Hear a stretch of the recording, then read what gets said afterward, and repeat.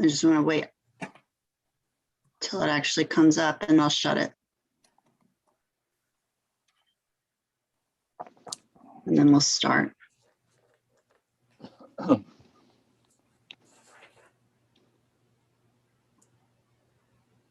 My internet is messing with me right now. Isn't that nice? Can you guys tell if it's streaming? Can anybody tell if it's streaming on live on YouTube yet? Because right now I'm in. My computer says live on YouTube. It says that it is. Okay. So I just don't want to close it and cut it off. All right. There we go. Okay. Good. Let me shut this.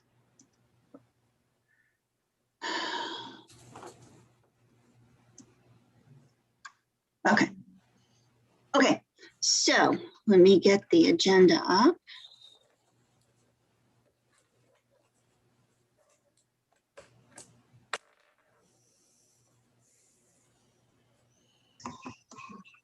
Where'd my agenda go? Here it is.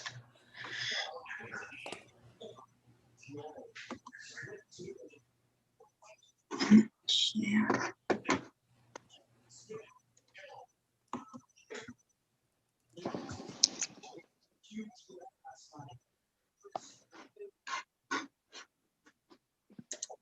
Okay. Okay, so we will call a meeting to order, 7:31.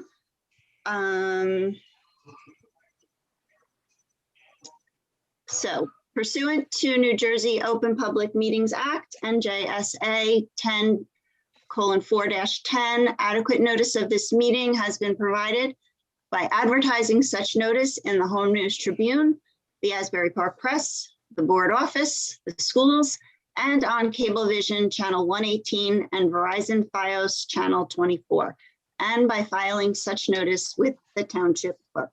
This meeting was scheduled for Tuesday, March 9th, 2021. The board will take formal action on payment of bills and other agenda items. Mr. Mara. Thank you, Mr. Carroll. The Old Bridge Township Board of Education acknowledges that the law of this state establishes that members of the public, including members of the board, have the right to record public board meetings using audio or video recording devices, provided that that act of recording does not interfere with the business of this public board meeting. Therefore, the board makes it known that any such recording is to be considered a private recording of the individual and in no manner represents the official record of this board. The board therefore takes no responsibility for such private recording and completely disavows any future use. Hi, roll call, Mr. Mara. Ms. Burns? Here. Ms. Callie? Here. Mr. DePrima? Here. Mr. Dunn? Ms. Ellis Foster? Here. Mr. Giordano? Here. Mr. Solikowski? Here. Mr. Weber? Here. Ms. DeCaro? Here. Quorum exists. Okay, now we have to see the Pledge of Allegiance. Let me just get that screen up. Excuse me 1 second.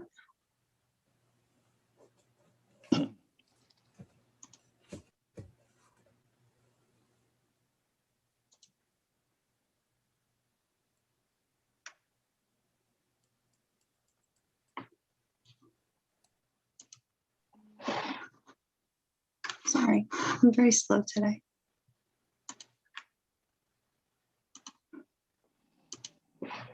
Okay, if we can all stand for the pledge. Thank you.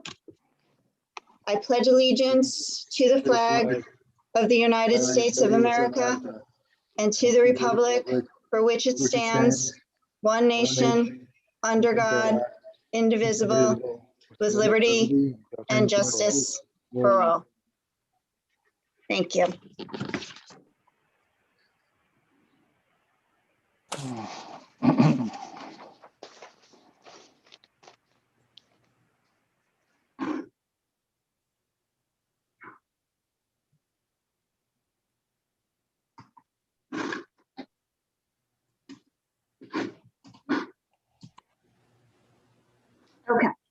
So moving on, we have, we're going to be having a moment of silence next week. Dr. Brennan. Okay. Code of ethics. Anybody want to call that? Do it. Kelly? I'm Okay. ready. All right. There you go. Okay, and okay, we'll have the approval of the minutes. Everyone will go over that. And we'll have the report from our student representative, Mr. Rita. He will join us next week, not this week. Recognition. Will we have any recognition, Mr. Cittadino? I don't believe we have any for this month at this time. Okay. And then we have the superintendent's report. Dr. Tui, you had something? Yeah, I'll just start off, and then I'll Okay. get Dr. Tui and Mr. Domino will be doing a kind of little bit of progress towards goals. But I just want to address the board and the public that next week's meeting and leading into next week, the district will be coming out with some information related to the expansion of our reentry model for to schools.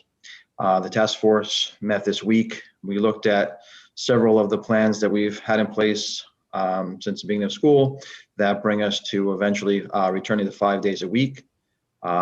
We looked at each of those components of those plans and kind of like picked apart which recommendations would be best based upon the conditions that we have now and conditions that we foresee in the future. Obviously, the vaccination is a game changer that wasn't available when we initially put the plan together in August. So having that in place with the premise that every educator or who works in the schools, anyone working in schools will get their first shot before the end of March, or have 2 shots depending on the vaccination they're using before May 1st is, a game changer in schools and as we combat this COVID virus.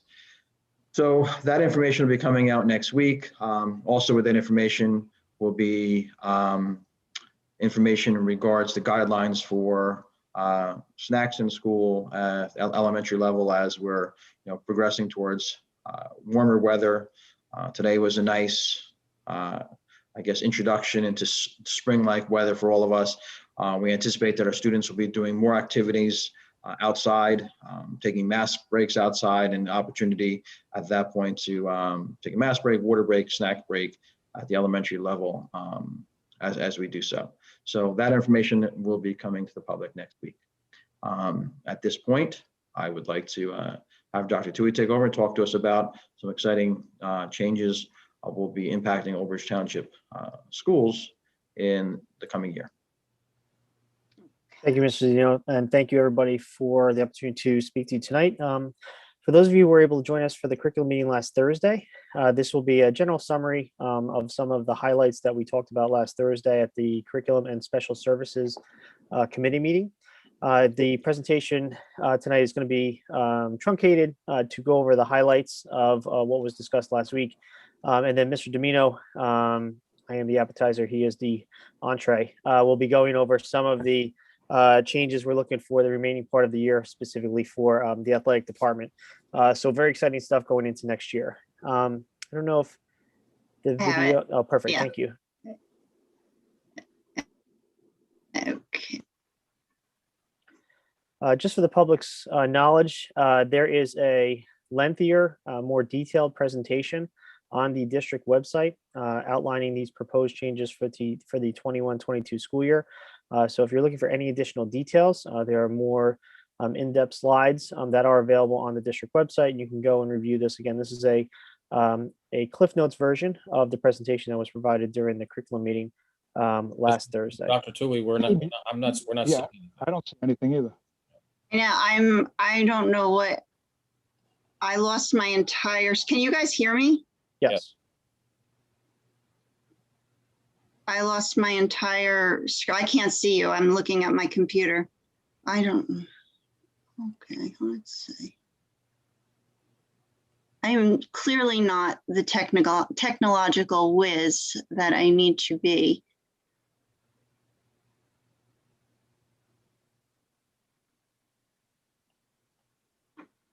I have no idea what's going on right now. So I have the presentation up. If someone would like to make me the host, just to Go ahead. continue Good with idea. the Jill, you have to do that. Mr. Carey, you have to make him the host.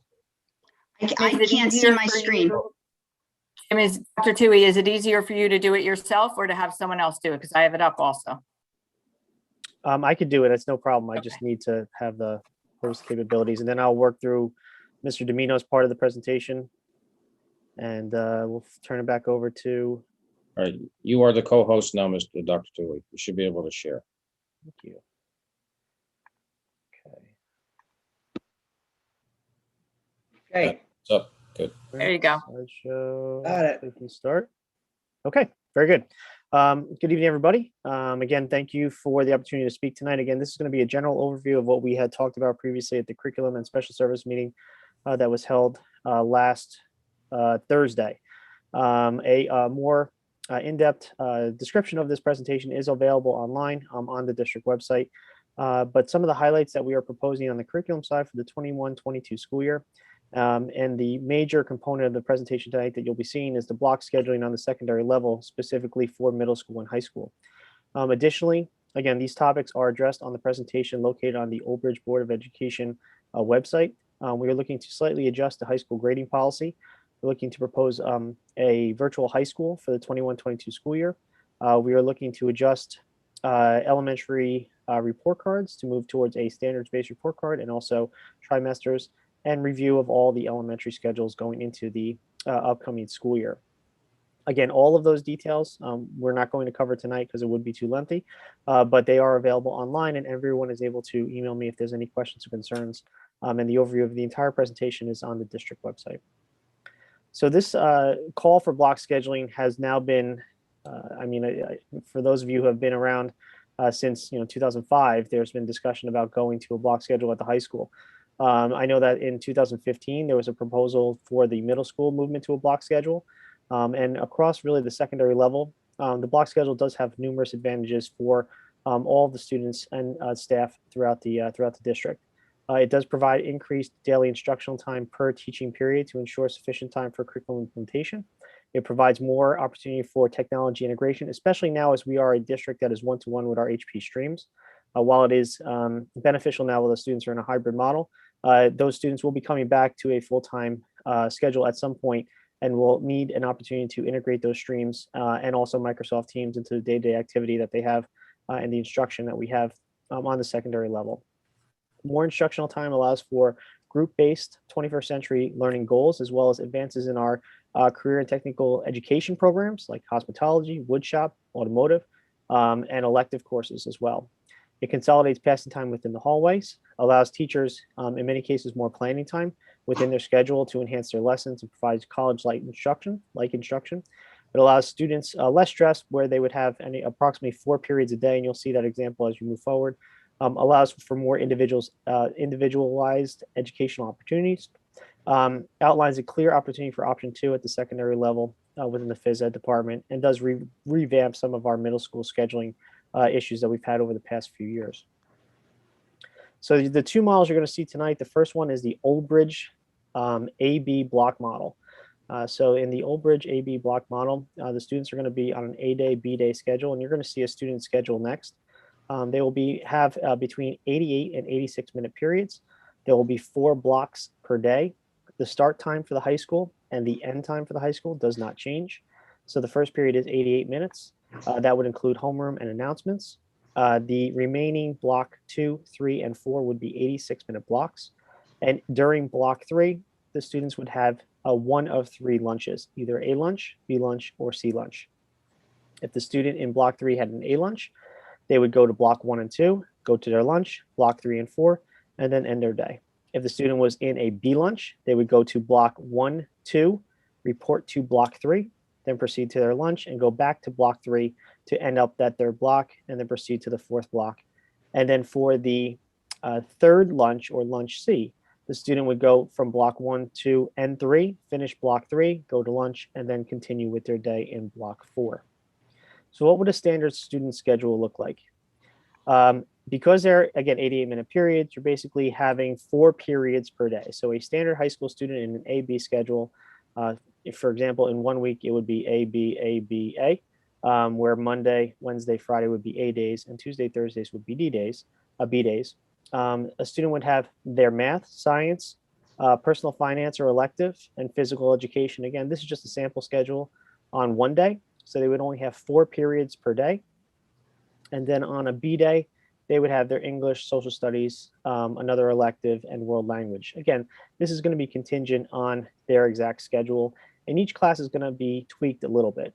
So when we talk about a class like cosmetology periods are going to be right now tentatively scheduled either on one day, where they would have blocks 1 through 3, or they would be across 2 different days. Our AP courses would continue to be a double block period where you would have AP courses on A day and B day. But overall, the structure of the core components of the high school will not change. Students will have access to 8 periods. Students will have access to all the high level courses that they need to be successful in their post-high school careers. And students who might struggle a little bit will still have access to all of the supports, whether through a 504, an IEP, or as an English language learner that they would have normally. So the structural components of the Old Bridge High School schedule will remain virtually intact, and students will continue to have their 8 periods. They will have 160 credits over 4 years, and the graduation requirements would obviously remain the same.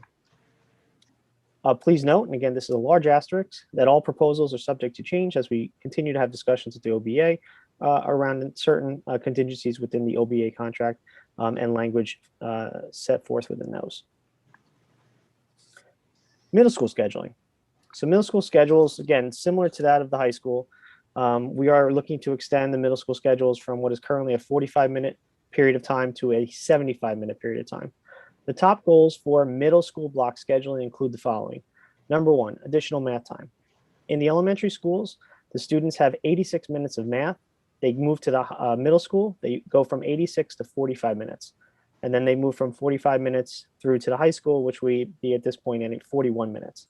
So our main crux of the goal as we transition from a 45-minute period, 8-period day at the middle school level to a 75-minute period day is to increase the total number of math time that students will have on a daily basis.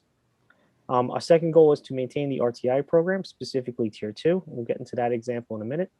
Overall, we're looking for longer periods to integrate technology and project-based learning, similar to that of the high school.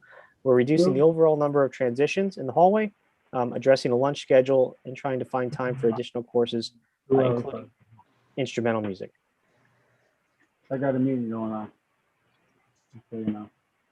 So the proposed middle school AB block would be as follows.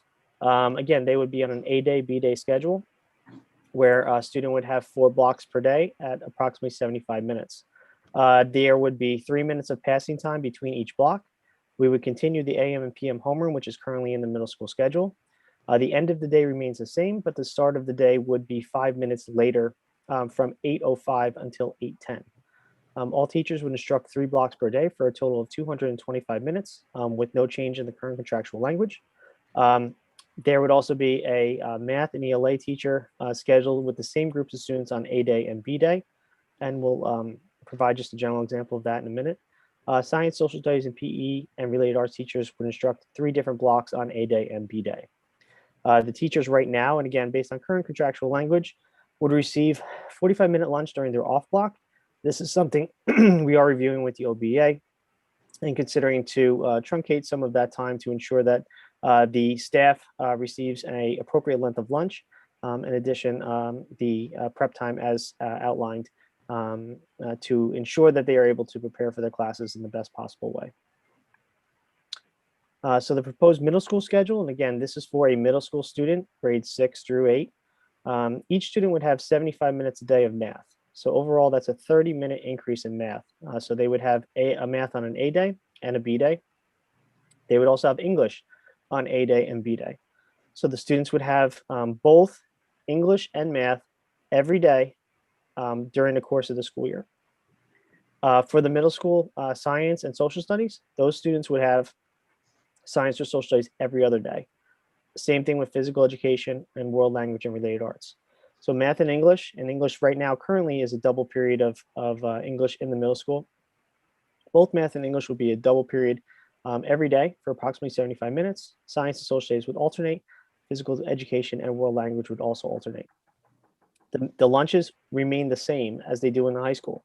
There would be an A lunch, a B lunch, and a C lunch. And depending on what lunch that student was assigned, they would either go to block 1 and 2 and then lunch, or block 1, 2, and 3, and then go to their lunch prior to block 4. And then you have that middle lunch, lunch B, where the student would go to their third block, then go to lunch, and then go back to their third block for the remaining part of the day. And there is an AM and PM homeroom on either side of this middle school proposed schedule. Some of the advantages in this middle school proposed schedule include increasing math time by about 30 minutes per day. It does maintain the double period of ELA, albeit 15 minutes less of ELA per day. That doesn't have a significant impact on the total number of overall ELA teachers at both buildings.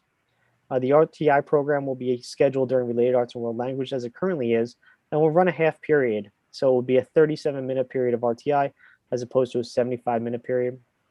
It would improve instructional time during the day to integrate the technology, as we mentioned before. It would allow for students to have fewer subjects during the class day to explore in terms of the number of materials they would bring on a day-to-day basis.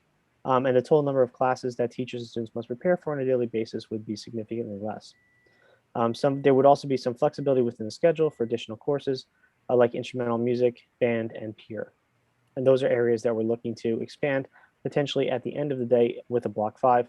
As we continue to build out this schedule, our goal will be to provide more concrete information on those specific elective-based classes for the middle school students. Again, please note all proposals are subject to change and our continued discussions with the OBA. I do want to highlight that for everybody. So the timeline as of right now, in February of 2021, we're able to present this to the curriculum committee. We did answer some of the questions that were addressed at that time, and the questions concerning option 2 or some of the other core elements of the overall presentation were able to be addressed between now and then. We are looking at necessary staffing and scheduling issues as we continue through February. Obviously, today is a presentation to the Board of Ed at an agenda meeting to provide an overview of what the proposals will be. If the proposals are agreed upon for March of 2021, we will begin developing professional development for the school years of the 2021-22, 22-23, and 22-24. Obviously, it is a big jump to move from either a 41 or a 45-minute period to a 75 or 86-minute period. But overall, we want to prepare our staff as best we can for the professional development necessary to ensure that the students and staff will meet with success with these new models. As we have proposed this to the board, and again, a much more detailed presentation is available on the district website if you want to take a look at that. I can also email that to you, to the board members, if you do have any questions, and please feel free to reach out to me at any time concerning any of these proposals. But this would be our timeline through the remaining part of the 2020-2021 school year with additional activities, including the professional development necessary moving forward. The entree is over. Does anyone have any questions? Appetizer's over, I'm sorry.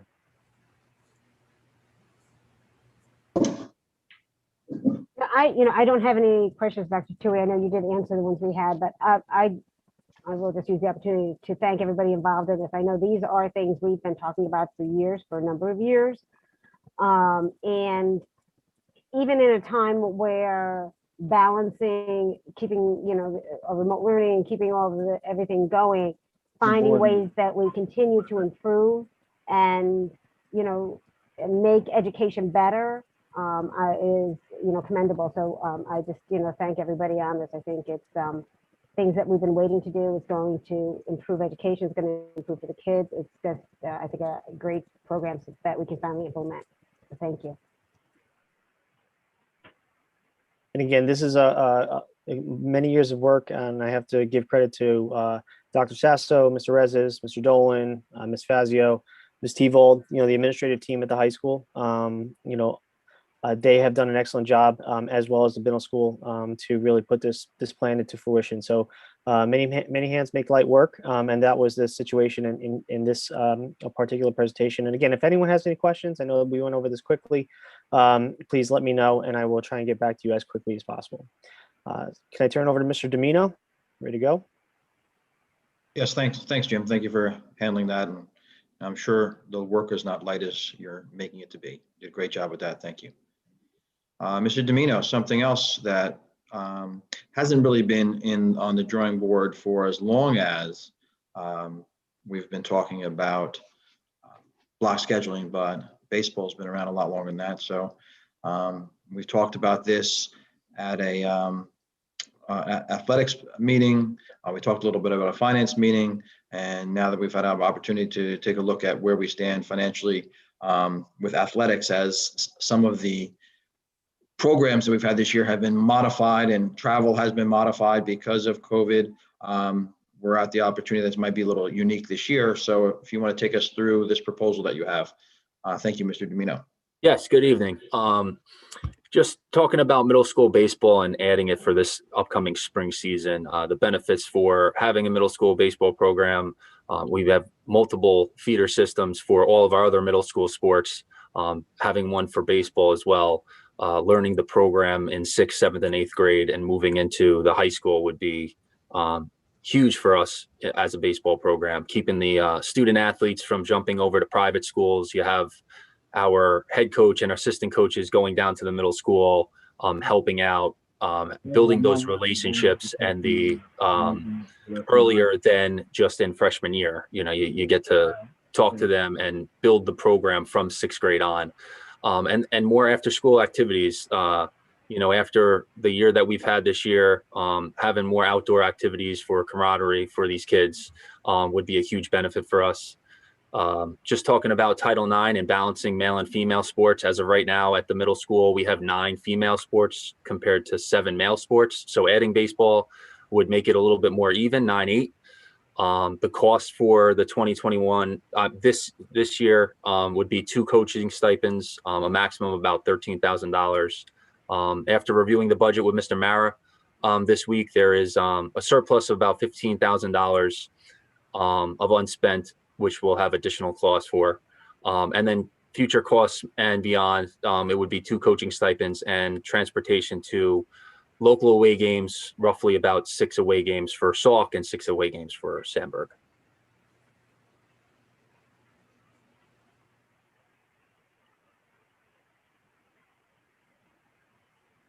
Thank you for that proposal, Mr. Domino. Do any board members want to weigh in or have any questions or concerns about this? Just, before we go forward, we'll probably have to do a straw poll just to get the approval from the board, so that Mr. Domino can start planning and putting stuff in the agenda that we'll need. What about the? I have a question. So what do you think the benefits are of having a middle school baseball team versus all of the other baseball teams that are already around town? I know that I can think of a few off the top of my head. What would make this? I don't know if I want to use the word special, but right. It's just the communication and the trickle down from the high school coaches. It's a great opportunity for all my other sports. You think of basketball, where you have your head coach that's going down to the middle school and able to talk to these athletes, and kind of put in the system that he wants from 6th grade, 7th grade, 8th grade. And then by the time they get to the high school level, they're prepared for high school athletics. It's a little more difficult with the head coach going out to the local little leagues and trying to go over what their future is and what his future is for the athletes, because they have different visions. At our middle school, our head coach can go down to the middle school and have his vision and show these kids what they need to do to be prepared for the high school. And again, having those relationships where these student athletes aren't going to the private schools and they're staying right here in Old Bridge. okay, thank you. I have a question, please. I have Yes. a couple of questions. Mrs. Domino. Yes, Mr. Brino. This is stretching it, but as a baseball fan, I'm a Met fan. If the Mets third baseman breaks his leg and they have nobody else, they call the farm system and pull somebody up. Is that allowed in school sports? No, a middle school athlete can't be pulled up to the high school level. However, though, there's, we have ideas, Coach Donahue and I, where we would love to have the middle school athletes coming to the high school games and watching them and having that camaraderie of it like a farm system. I mean, I think that's a great kind of way you're looking at it, and just having it as one big program, and them looking at the facility that we have and being able to say, wow, one day I would love to be able to, be on this mound and pitch for Old Bridge. And also, are we starting this later than we had anticipated? No, we're right on track for this year. There were, movement of the start dates for everything just because of COVID and what we're going through, but we'll be right on target with baseball. Thank you. I have a couple of questions, Mr. Domino. Yes. What about the ancillary cost for uniforms and equipment? You didn't mention that. Yeah, so in my budget, I'm able to allocate enough for the uniforms, for helmets and bats and baseballs and things like that. We wouldn't have a problem with that. All right, so you'll stay within that $15,000. It would be coming out of just our regular athletic fund, everything. Yeah, we wouldn't be going over on anything. All right, and years back, I was the president of the boys soccer league and the girls soccer league. It was more of a problem in the boys league because a lot of the travel programs in soccer were frustrated with conflicts of games and practices. Now, when will most of these games be played? They'll be played after school? Correct. Well, most of the times with our permits that we get at the field, we're only allowed to play until about 5:30, 6 o'clock at night because of local travel teams and men's leagues that go on the field after us. So it's almost, if they are playing in another little league afterwards, it's probably after us, we're on the field. Mm-hmm. So it would work out. Would you also be generally staying away from weekend games, which is when you have the biggest conflict with the little league? Correct. Middle school, this year that we're doing a little bit more of the weekend just because of time and scrunching the season together, but we really very rarely do anything on the weekends. If anything, we would be inviting the middle school to our high school baseball games for them to watch and things like that. Okay, thank you. Thank you. I just have Mr. Domino. Hey. Just a clarification, well, actually two. And I believe we talked about this, but I can't remember. Young girls can try out for the boys team, or are they just only softball? But if we have a young woman who would prefer to do baseball versus softball, she has that opportunity. Yeah, they still have the opportunity for baseball. It's considered a male sport that a female can try out for. So it's still under the criteria of a male sport, similar to wrestling, where a wrestler, it's under the male category, but a female can wrestle. Cool. And then for next year, because I know we've already gotten a draft budget, did you put this already in for next year, or is that something you still need to add to the budget or adjust, or you think you can still do it with whatever you've already asked for? Correct. I believe we will be able to still do this moving forward with the budget that we have. All right. Excellent. Thank you. Anybody else?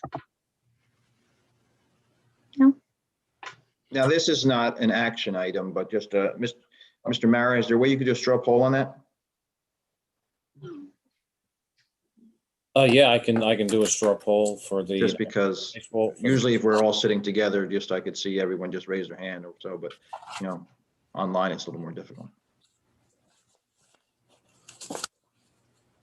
Just in support of initiating the middle school male baseball team for the 2021 season. Okay, Ms. Callie, do you support? Ms. Callie? Yes. Mr. DePrima? Yes. Ms. Ellis Foster? Yes. Mr. Giordano? Yes. Mr. Silikowski? Yes. Mr. Weber? Yes. Ms. Burns, Yes. Mr. Carroll. Yes. Straw poll is to move forward. Thank you. Excellent. Thank you, everyone, for that communication. Mr. Domino, talk to us about Mr. Cole, please. Yeah, so the last thing I wanted to bring up is, we've never really named the baseball field. It's always just the baseball field. Everyone knows Lombardi football field. And something that I would love to propose is to name our baseball field after our former coach and teacher, Mr. Fred Cole. He's taught in Old Bridge district for 39 years. He's coached baseball in this district for 44 years. He's been awarded so many great honors. The NJSAA Coaches Hall of Fame was the most recent, which was this year. He's a Union County Hall of Famer, and also in the Baseball Coaches Hall of Fame. Coach Cole's, he's coached since Madison Central. He's been a varsity coach 1970 to 77. You can see a lot of the accolades that he's won team-wise from the 1980s to 93 with Madison Central, division championships. He was coach of the year in 1989. And then obviously when it turned over to Old Bridge High School, Coach Cole has been the head coach until 2004. He's been volunteering ever since with us. And again, along the way, multiple championships, semifinal appearances at the state level, and division champions. His overall record is 561 wins. It's just a remarkable amount of wins. He's coached 3,000 plus student athletes throughout his time in Madison and Old Bridge High School. And another thing that I think is great is that our entire coaching staff has been coached under Coach Cole as well. So all the attributes and the way our baseball coaching staff and our athletes handle themselves on and off the field, it really comes from Coach Cole. And then just the last thing, Coach Cole is Old Bridge. He's a guy that just is all about his athletes and on and off the field and making them and developing them into young men to succeed in all aspects. He loves Old Bridge. He is always around, going to other events as well because he just loves cheering on his athletes. In my mind, there's just no other person deserving of this honor of a field. He is just an incredible man that I look up to as well. And I just can't see a better fit for a baseball field if we could, name it Coach Cole Field this year. So thank you very much, Mr. Domino. And I think this, a few years back, it was brought to the board. Something similar, we did the Gebauer Fieldhouse for another legacy type of coach within track and field. I know that next week we'll honor in memoriam Mr. Mike Millman, who was also a tremendous teacher and forever substitute and coach in the district as well. But tonight we're looking at Fred Cole and naming the baseball facility after him. I would like to, again, ask this panel of board members if they'd like any comment or questions about this proposed recognition before moving forward, and then ask Mr. Mara to look for a straw poll vote for support amongst our board members. I haven't had the opportunity of meeting Mr. Cole personally. Sal, we have to get you a new microphone. It has to do with the earphones. I don't know. I'm saying I didn't have the opportunity of meeting Mr. Cole personally, but as the chair of athletics, I've heard that he is pretty much royalty in the baseball world of Old Bridge. So that's all I wanted to say. Anybody else? I work with Mr. Cole, and you totally have my support. Okay, he deserves this award. Thank you very much. I knew him for very many years. He's a great man. He was a good man, yes. I can think of no reason why this wouldn't be something we could move forward with. So I think, I think it's a great thing. Mr. Weber, you have your hand up, but you're muted, Frank. My microphone muted, so that's why I wasn't too effective. But in any event, I've been around since '86, and my kids were in high school during that time. Mr. Cole has been an extraordinary coach and an extraordinary person. I wholeheartedly support him. Thank you. Can't beat that resume. I couldn't agree Seriously. more. When I was the high school principal, I hadn't met him yet. He came over to me and introduced himself like we'd known each other for years. Very genuine, great guy. So if there's no other comments, I would ask Mr. Mara to do a straw poll for support. Ms. Callie, Yes. Mr. DePrima, Mr. DePrima, Yes. Ms. Ellis Foster, Yes. Mr. Giordano, Yeah. Mr. Yes. Solakowski, Yes, produce a plaque. Yes. Mr. Weber, Yes. Ms. Burns, Yes. and Mr. Carroll. Yes, absolutely. Straw poll is yes. Thank you, everyone, for your support. I really appreciate it.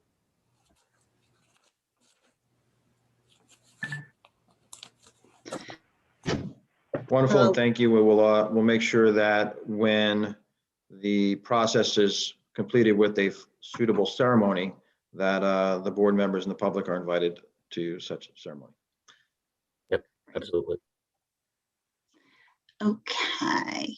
Do you have anything else, Mr. Cittadino, to speak of today? Not at this point. It's very busy first 2 weeks, first 2 days of this week. And we have a lot of good things to look forward to, and a lot of information for next week's meeting as well. Okay, thank you very much. Mr. Mayor, first of all, I apologize for my internet issues earlier, and I'm glad you guys can all carry on without me, as if you didn't need me.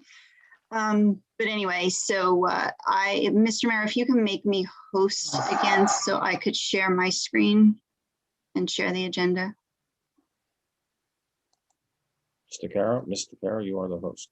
Great, thank you. So I'll put that back up. And there we are. Okay. Okay. So can you all see the screen now? Yes? Okay. All right, so will there be any correspondence, Mr. Mayor, next week? There is no correspondence as of today. Okie dokie. And are we going to have any special committee reports?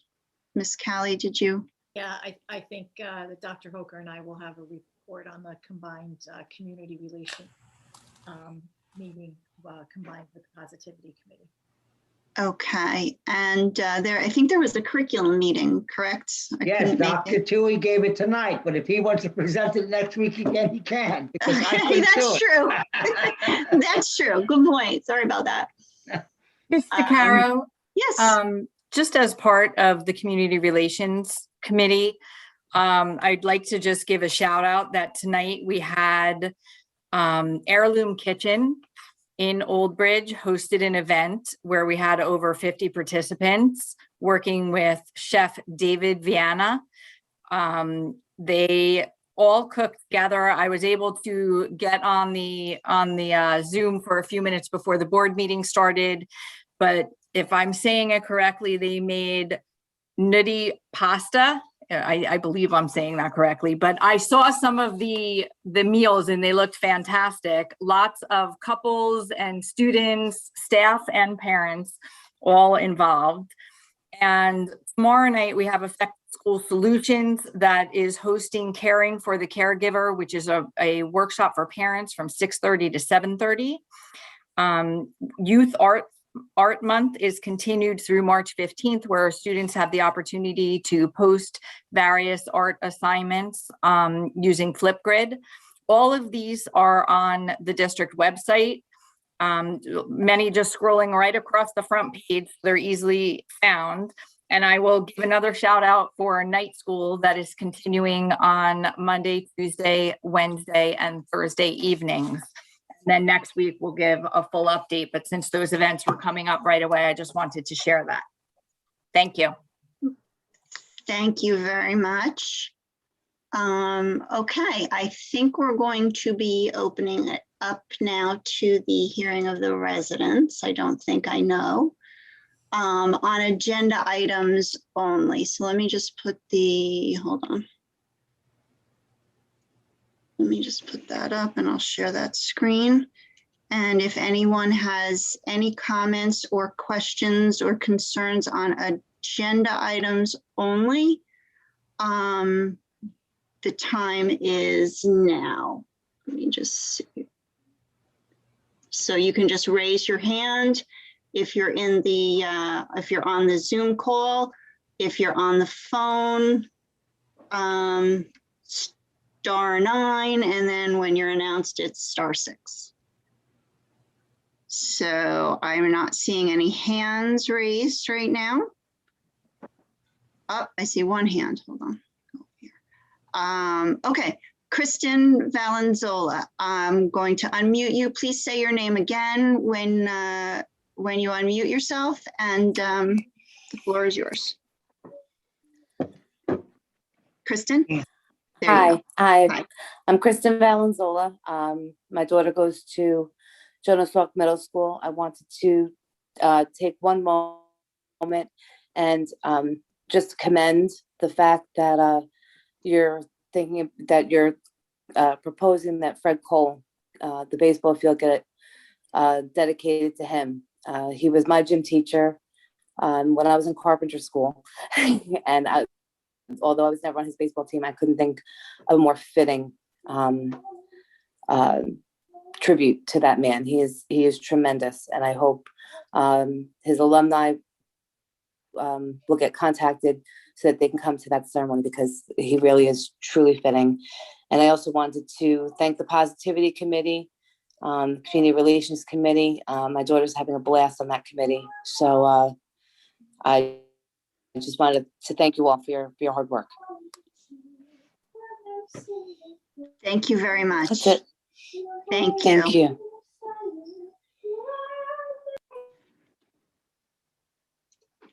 Okay. Anyone else? I don't see any other hands raised. So I am going to close the hearing of the residents portion. And so let me just stop sharing that and go back to my agenda. Okay. Okay, so gotta share it. Hold on.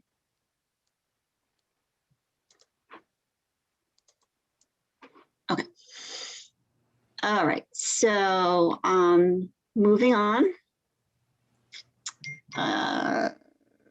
Policy, nothing for policy. Curriculum. Anybody have any question about the curriculum?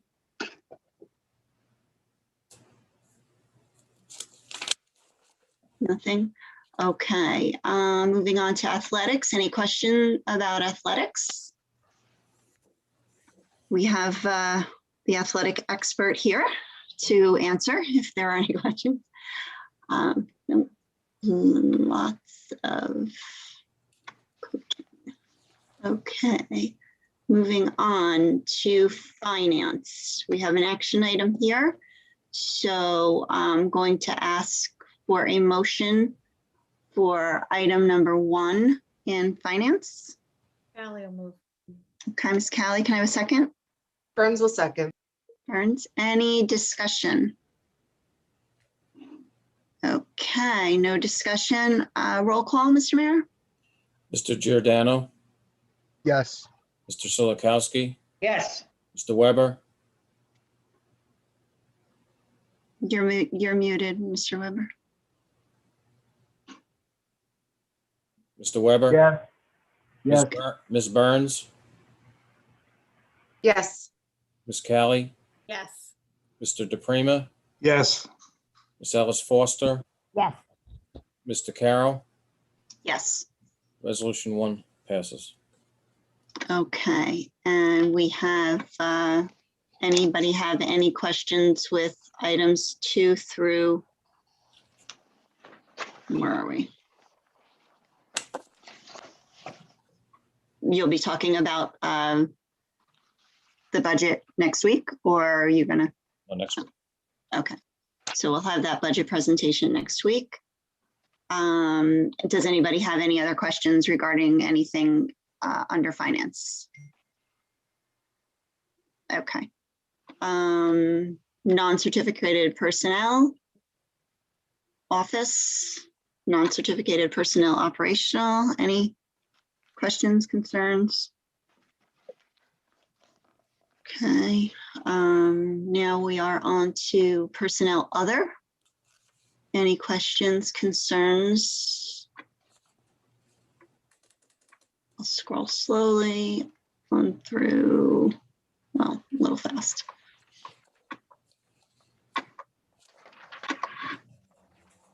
Where am I? I don't know if you guys notice, I tend to talk to myself when I'm doing these things, so I apologize. Okay, we're on certificated personnel, and we have an action item. So if I can have a motion to move item number 1 in certificated personnel. I'll move it. Ms. Ellis Foster, can I have a second? Sally will second. Ms. Callie. Okay, any discussion on certificated personnel item number 1? No. Can I have a roll call, Mr. Mara? Ms. Callie, Yes. Mr. DePrima, Yes. Ms. Ellis Foster, Yes. Mr. Giordano, Yes. Mr. Solikowski, Yes. Mr. Weber, Yes. Ms. Burns, Yes. Mr. Carroll. Mr. Carroll, Yes. Resolution 1 passes. Okay, anybody have any questions about the rest of the, certificated personnel items 2 through, where are we?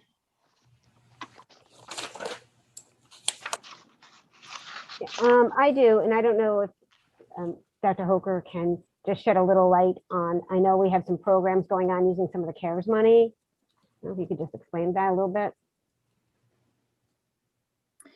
So the motion's That's on item here. 15, correct? Yeah, there's a couple of them. Yeah, there's like, yeah, a couple I of them. believe they start with number 9 Number 9. and go through. These are for the elementary and middle school programs for additional assistance for students. They are before and after school programs, depending on the school, funded through CARES. We are utilizing this time to assist students. And again, it's approximately 4 days per week for 6 weeks. And 4 days per week for approximately 6 weeks to offer students additional assistance as we return to school. And will there be information out on how parents can, or how we're, kind of bring it up? I know, because I know previously we did talk for those children who might, have regressed a little bit or anything, how this can help them. And so would that be going out after next week? It will be going out. I believe they already started sending that information out to the teachers, and they are using a rubric to help identify students who are in need of services. And it would be offered to all students based on the rubric. Great, thank you. Dr. Hoker, I have a question. Do we have Yes. any anticipated idea of how many children will be participating in this program? And/or is the amount of money a strictly defined amount, as opposed to if we put it, 300 kids, they will cover all the costs for all of them? The amount of money is defined, and it is based upon the number of staff that we employed within each building.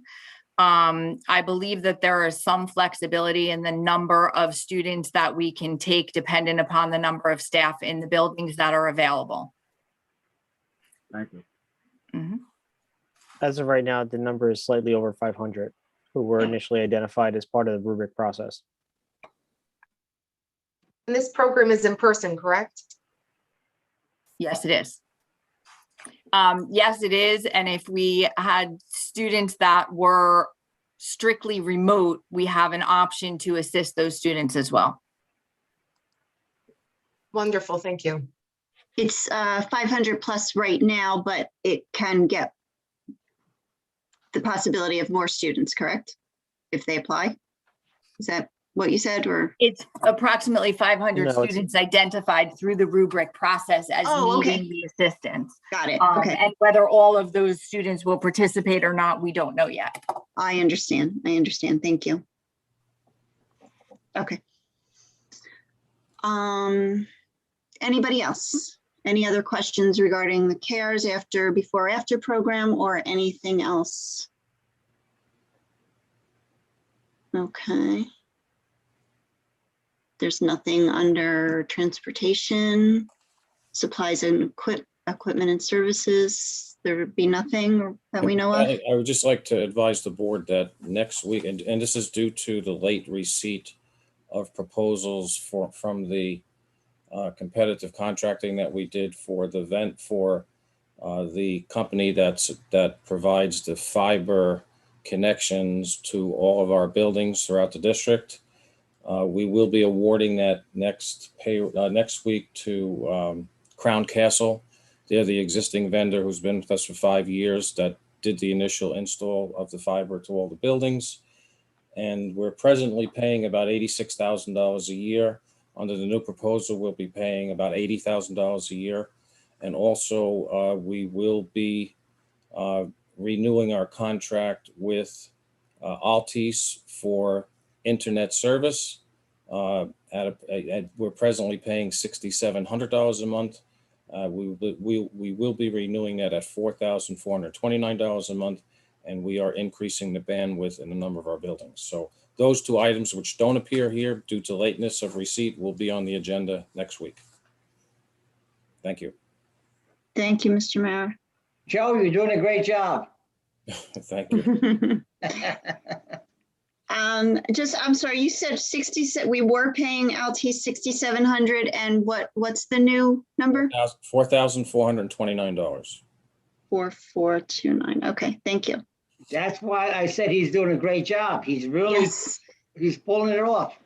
he's very good at what he does. 4429. Okay. Okay, so that will be next week. Transportation, any questions about transportation? No. And then there's miscellaneous. Are the committee attendees correct?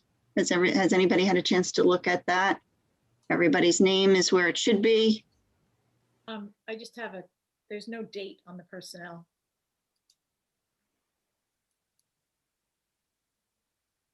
Yes, Mrs. Torrey did ask me for that date and I have to get that to her. I don't remember. Okay. either. I actually have to look. I'm not sure we had one in February, so that's what held me up. I will double check if we had one in February or it was just late January. Oh, okay. Okay. All right, so that will be added in for next week. Fire drills. Anything else? Board secretary and board business. Will you have anything? Well, Mr. Mayor? No, we will not have it. Nothing is planned as of yet. All righty. So now we are on to hearing of the residents for any school district issue. I'm going to stop sharing that screen and I will just put up the public comment screen. Hold on.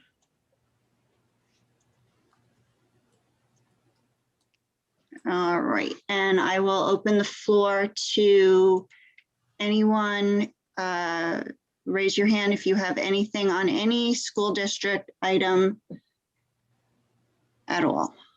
Just raise your hand in chat. On the phone, select *9 and *6 when you're selected. I see no hands. Okay. Nothing. We have nothing for hearing of the residents. Okay.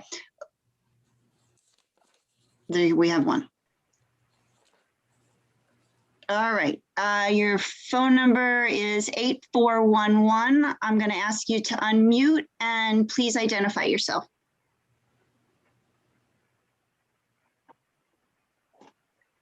(8411), please unmute.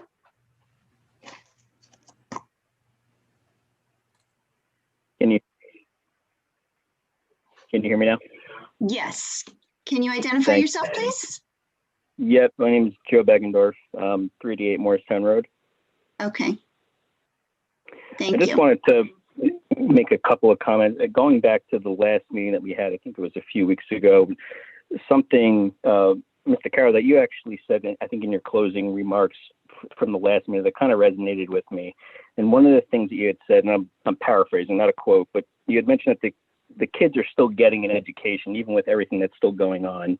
You know, I kind of think that with the current state of the education system in this district, you know, I think that statement is like telling somebody who's paying for a Mercedes but received a Honda should be satisfied because you still got a car.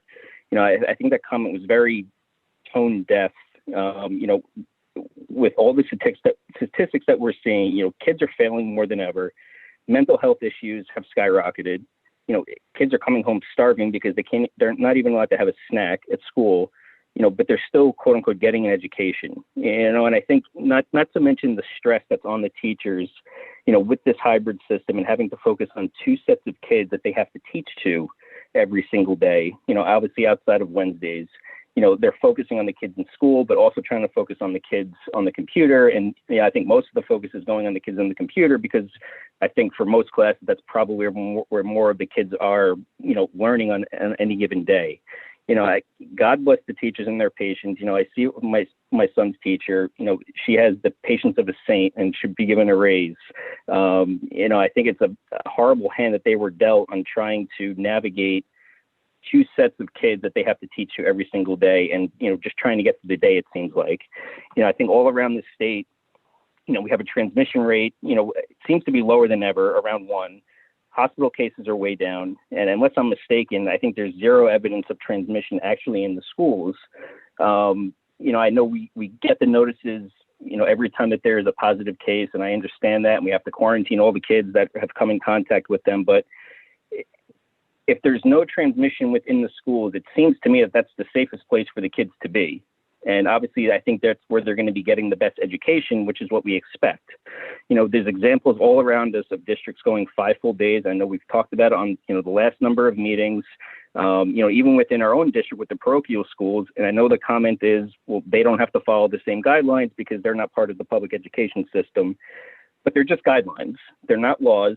And, you know, I know one of the things that was mentioned on the last call that we had was that the parochial schools, there was a picture sent around where there's desks and it's taped off. And, you know, the comment was, well, it's not 6 feet apart.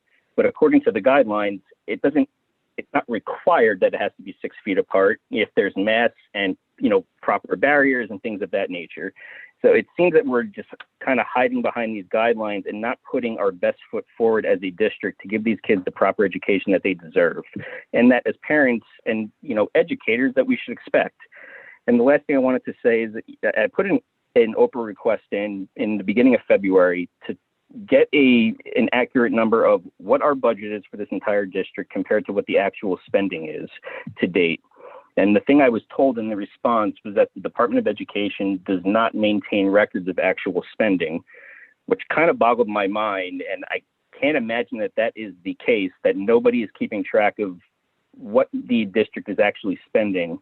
I know, you know, Mr. Mara goes through the budget numbers and the spending.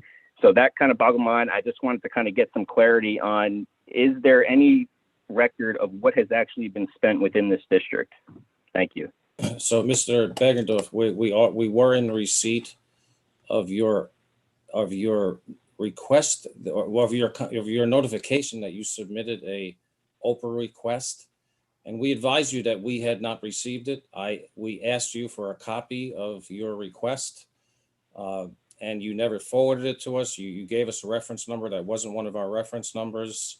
You sent me an email just in the last few days, again, saying that you've received information on our budget from someone, not us.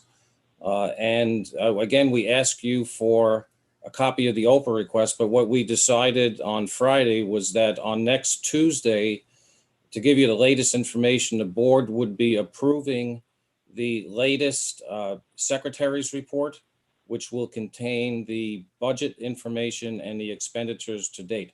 I didn't want to send you something that's already two or 3 months old. So once the board sees it and approves it, you should have it in your hands next Wednesday or Thursday electronically. Okay, thank you very much. You're welcome. Thank you, Mr. Bergendorf.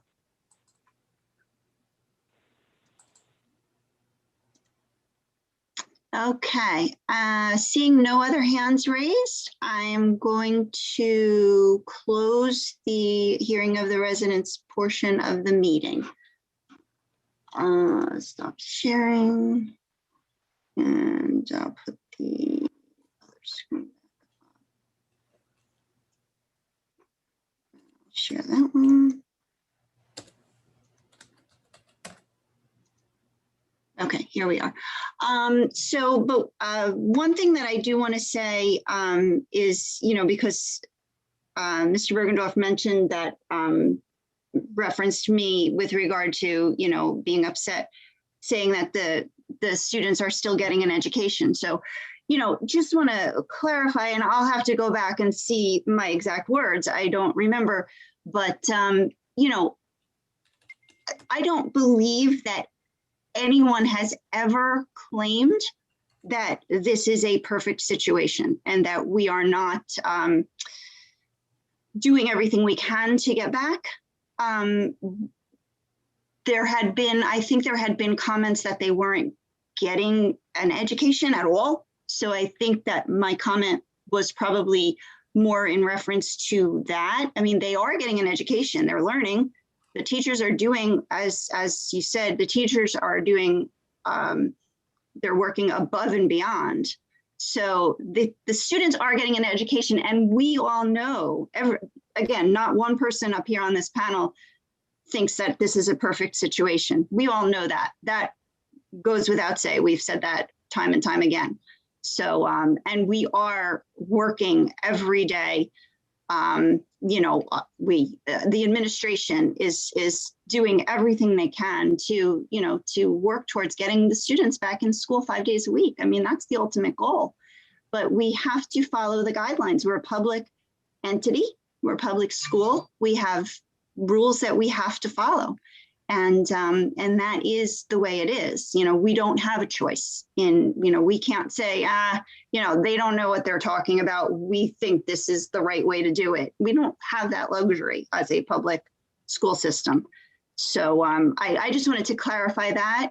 Of course, I know that the perfect situation is to have them back in school. I'm 100% aware of that. So I apologize if that was misconstrued in any way.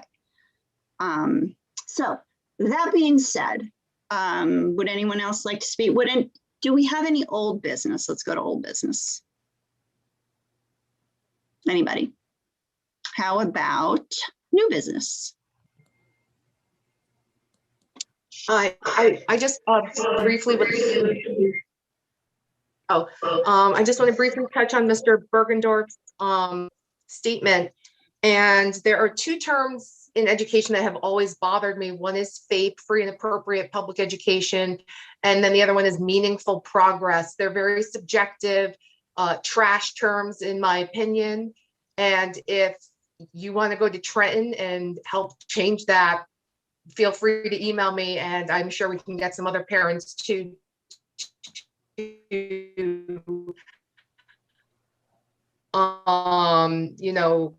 the language that's used to go.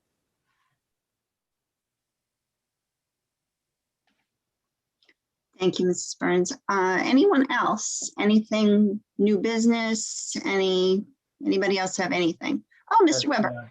Yeah. Okay.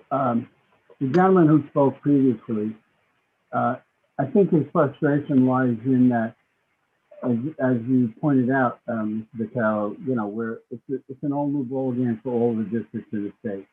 The question is, I think a number of parents are rightfully or wrongly questioning our district strides compared to other districts around us with similar student populations who seem to be having more school more sooner in greater quantities than we have. Now, the question I have specifically, though, is for administration specifically, at the end of the 2019 and 20 school year, were the state tests that normally would have taken place, were they suspended or were not taken? There was no standardized testing for the end of the 2019-2020 school year in the spring. I'm sorry, I didn't hear you, Jim. There was no standardized testing, Mr. Weber, in spring of 2020. Okay. And based on what the way the governor is leaning now, we probably won't see those again this year. So that means, go ahead. Yeah, I'm sorry. They have only been postponed until April 5th. We haven't received guidance from the state as to whether or not the standardized assessments will be done in the spring. All right. I personally think that it's critical that it does get done, given how much collective compounded school learning, in-place learning that we've lost in that period of time. And the very difficult job that teachers have had to perform trying to compensate, running, two classes simultaneously, the one in front of them and the one at home. My biggest concern is if we don't have some form of assessment, even if the state waives our obligation to do it, if we don't know where we are, how do we know where we're going to, what we need to get to where we want to be? If these kids, assuming that this year is, we're not going to see 5 days or whatever the case may be by the end of June. Teachers, by the way, with the vaccines, if they get that appointment in the first 2 weeks, I hope Mr. Cedino's optimism is correct and we can all get it by the end of March. But if they take the 2 vaccine thing, that's a minimum of a 6-week process from whenever they get the appointment. So if they don't get the appointment until April 15th, that puts you into June, the end of May, the beginning of June. So that in itself, causes another problem. But the big concern that I have is if we don't know where these kids are exactly, how are we ever going to develop a plan to determine how we're going to mediate that before they graduate from, before 2 or 3 school years passes, because some of these kids may be lost for an awful long time, and that's just the risk we can't afford.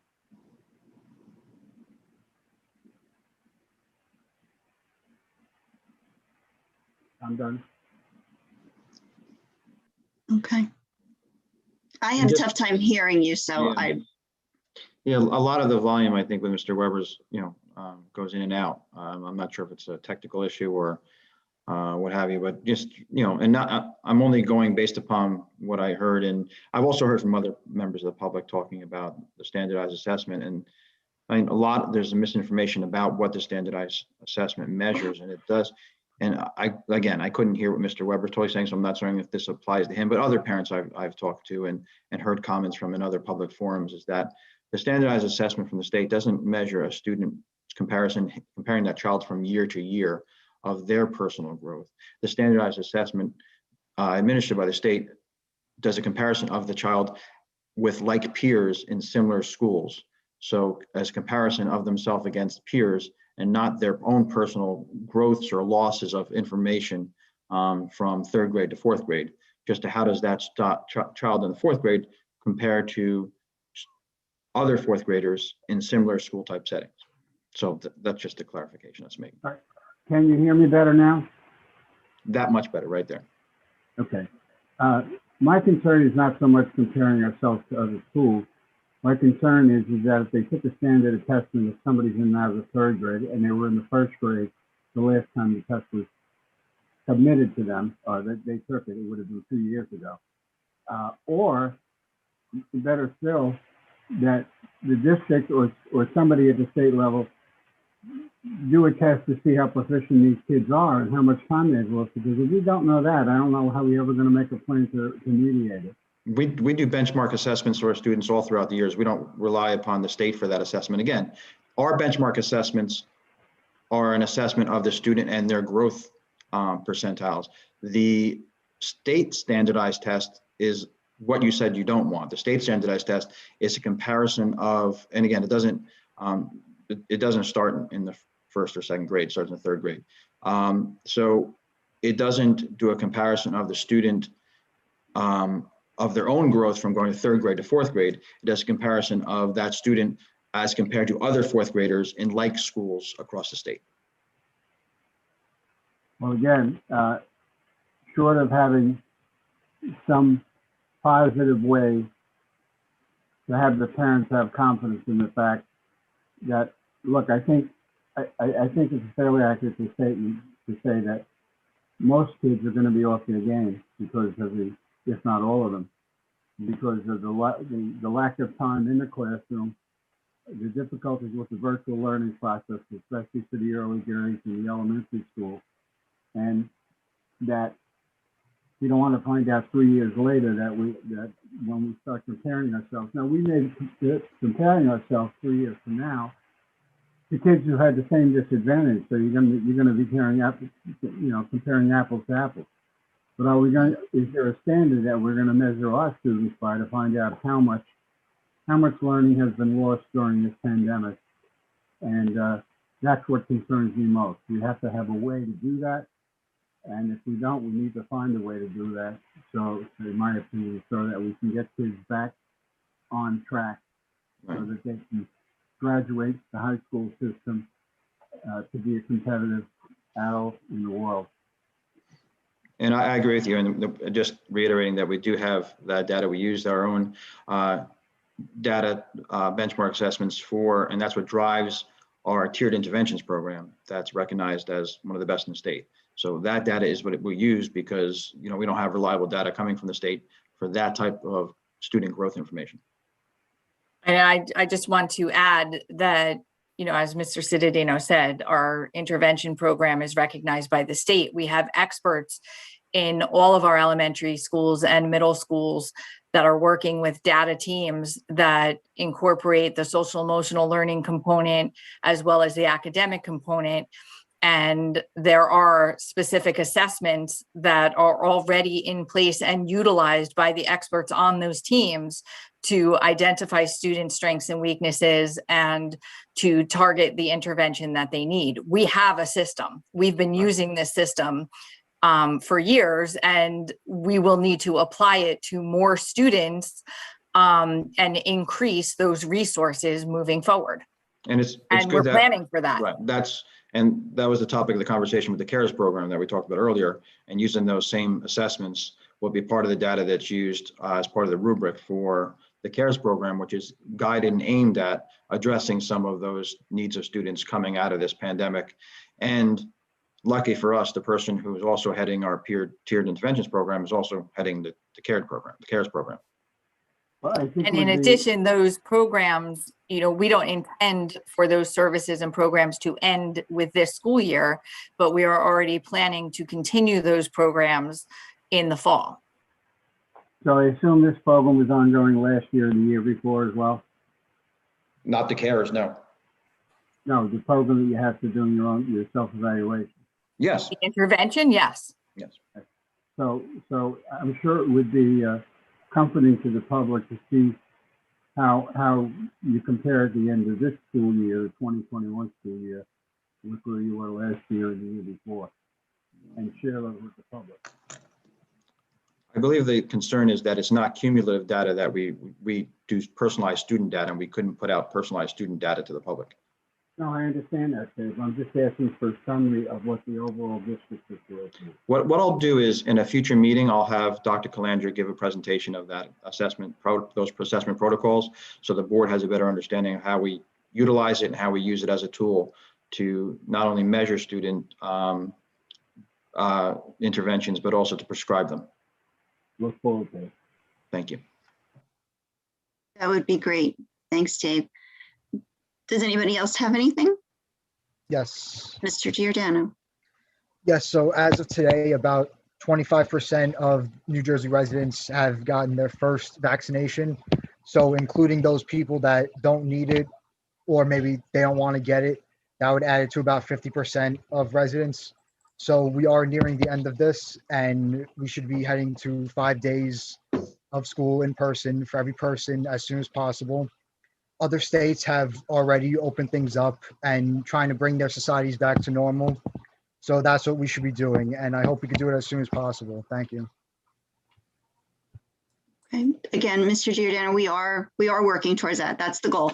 And, and it's all, the vaccine is coming out. Governor Murphy has put the teachers up on the list for getting the vaccine. So we are definitely going to be using that and moving forward. Anybody else? Okay, I have one thing.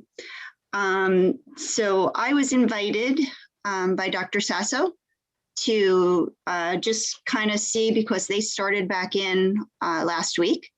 And he invited me to just come in and just see what was going on in the schools, also with permission from Mr. Cittadino. And, he kind of just walked me around, introduced me to a few people. And I just, and again, it goes to the, Mr. Bergdorf's, comment, regarding to me, and I kind of get like, I kind of took that a little, because I just had it was such a great feeling walking in that school and seeing the students, not a lot of students, the appropriate amount of students, and just seeing the smiles, not on their faces because I couldn't see their faces because they had a mask on, but I could see the smiles in their eyes. Their eyes were smiling. And you could hear the laughter, and just every single person, between whether it be the teacher, the staff, the teacher, the students, everybody was so thrilled to be back, and just so over the top. I walked into auto shop, and he was amazing. He had his I don't know, whatever, not an iPad, but it was a tablet. And he was teaching, the kids in the thing, and he was talking to the kids on the tablet, and like a well-oiled machine. It was just amazing. And it was so wonderful to see. I left there today with such a great feeling of positivity, because I know we're going to get back. We are going to do this, and everybody, not one single person is not on board with doing whatever it is they can to make it work to get all these kids back in the school. Everybody wants it, everybody. And it was just, I just wanted to share that. It was just such a wonderful experience. And of course, I have to share my little humor. There was there's a cardboard cutout of Dr. Sasso. And it was cute. They put a little St. Patty's Day hat on him, and it was very cute. He's like the little office mascot when the actual Dr. Sasso is running around, because he's taking care of both GNC and the main building now. So I just wanted to share that as a truly positive thing. It was just so wonderful, and also speaking to people that I know that work in the elementary school systems, and the different people, how happy they all are to be back in the schools, and seeing the students, seeing their little faces in the elementary level. It's just, they're all just so thrilled. So I just wanted to, I guess, end on a positive note. And again, I apologize if, anyone misconstrued anything I said, with regard to, they're getting an education. I certainly never meant it that way. But we are getting back in the school. So that's a wonderful thing. So we will forge on. And that is all I have to say. And I think at this time, I believe we are going into executive session. Yes. Mr. Parton, after that long-winded speech of mine. Okay, so I guess we need a motion to go into executive session. Do you need to tell us why first, Yeah. before the motion or after? You need a motion for exec session for attorney-client privilege and personnel matters regarding the budget and the reopening process. Okay, can I have a motion? Callie will move. Callie, can I have a second? I'll second. Mr. Weber, any discussion? All right, roll call, Mr. Mara. Ms. Burns, Yes. Ms. Callie, Yes. Mr. DePrima, Mr. DePrima, Yes. Ms. Ellis Foster, Yes. Mr. Giordano, Yes. Mr. Solikowski, Yes. Mr. Weber, Yes. Mr. Carroll. Yes. Okay, so we are going into executive session at 8:55 PM. Okay, so we will, Also, Mr. Kara, just to clarify for the members of the public who are on this call, we'll just be back to adjourn. There'll be no other action taken once the board comes out of executive session. okay, so no other action will be taken. Okay. Good night.